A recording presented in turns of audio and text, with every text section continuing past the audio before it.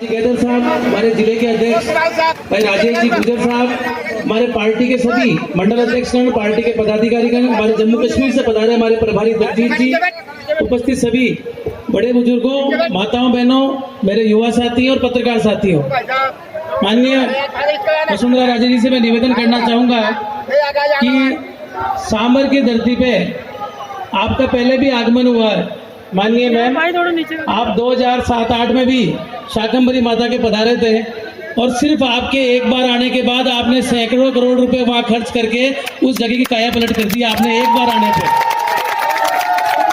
और अब ये पूरी जनता उम्मीद रखती है आपसे कि आप पिछली बार तो सांबर के देहात इलाके में आए थे, इस बार सांबर की धरती पे आए तो निश्चित तौर पे यहाँ का काया पलट भी होके रहेगा, ये विश्वास रखते हैं आप।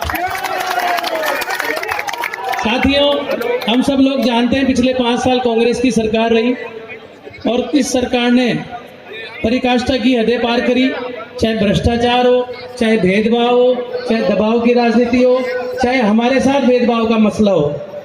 माननीय वसुंधरा जी, सबसे बड़ी मांग हमारे पूरे क्षेत्र की थी कि सांबर जिला बने और इस सरकार ने रेवड़ियों के जैसे जिला बांटा। इस सरकार ने रेवड़ियों में जैसे जिला बांटा, जो एक नगर पालिका भी नहीं होती थी, पंचायत होती थी, उसको जिला बना के छोड़ा। मैं आपसे निवेदन करूंगा पूरी जनता की ओर से, माननीय प्रधानमंत्री जी के नेतृत्व में जब राजस्थान में बीजेपी की सरकार बनेगी तो मेरा आपसे पूरी जनता की ओर से मांग है कि जो अन्याय हमारे साथ हुआ है, जो अत्याचार हमारे साथ हुआ है, उस पे आप पुनर्विचार कराएंगे और हम सबको न्याय दिलाएंगे, ये हम सब आपसे उम्मीद करते हैं। साथियों, मैं आपसे निवेदन करना चाहूंगा कि जब आपका कार्यकाल था, मैं एमएलए था, मुझे कहते हुए गर्व होता है कि जब भी हमने कुछ भी मांगा आपने 1 मिनट नहीं लगाई। पूरे विधानसभा क्षेत्र को अगर बिसलपुर का पानी किसी ने गांव-गांव घर-घर पहुंचाया तो आदरणीय आपके राज्य में पहुंचा। और आज ये स्थिति है कि 15-15 दिन से पीने का पानी हमको नहीं मिल रहा। पूरे सिस्टम को इन्होंने खराब करके पटक दिया, चाहे लाइट हो, चाहे बिजली हो, चाहे कानून व्यवस्था हो, चाहे सड़कें हो। अभी आप बाई रोड जयपुर पधारेंगे, आप सड़कें देखेंगे हमारी कितनी बुरी स्थिति है। मैं निवेदन करना चाहूंगा सभी से कि सांबर के लिए, किशनगढ़ रेनवाल के लिए जो मांगा आपने, चाहे कोर्ट देनी हो वहाँ पे, चाहे नए ऑफिस लाने हो, चाहे यहाँ टूरिज्म सर्किट आपने अगर डेवलप किया हम लोगों की आजीविका के लिए, तो वो आप ही की देन है कि सैकड़ों करोड़ रुपए लगा के आज पूरे देशवासी सांबर को जानने लग गए, पूरे देशवासी इस झील को देखने के लिए आने लग गए।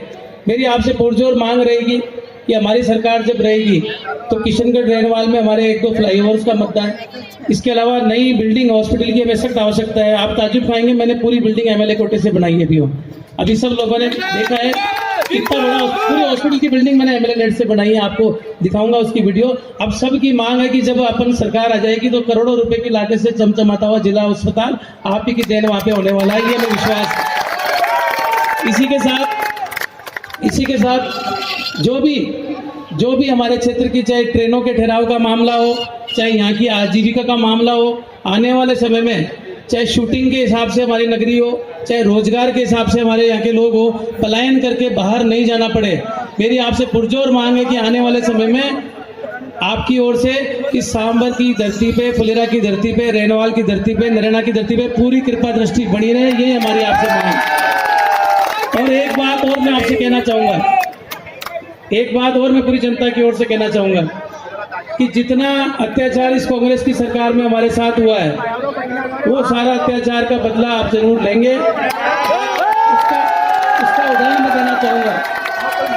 उसका मैं उदाहरण देना चाहूंगा कि हमारे सैकड़ों निर्दोष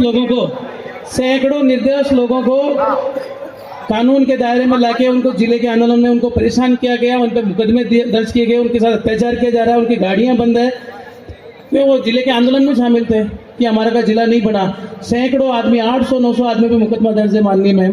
तो आपसे निवेदन है कि जब हमारी सरकार आए तो उन लोगों को भी यहाँ राहत मिले। हमारे भाई हैं, हमारे बंधु हैं, हमारे काम के लिए वो गए थे। इन्हीं शब्दों के साथ मैं आप सबसे यही अपील करूंगा कि आने वाली 25 तारीख को इसी जोश और खरोश के साथ पूरी ताकत लगा के भारतीय जनता पार्टी को आप जिता के भेजें। आने वाला समय अपना ही होगा। माननीय वसुंधरा जी हमारे बीच में पधारी हैं, निश्चित तौर पे हमारा आने वाला समय बहुत उज्जवल होगा। बहुत बहुत धन्यवाद। जय हिंद, जय भारत।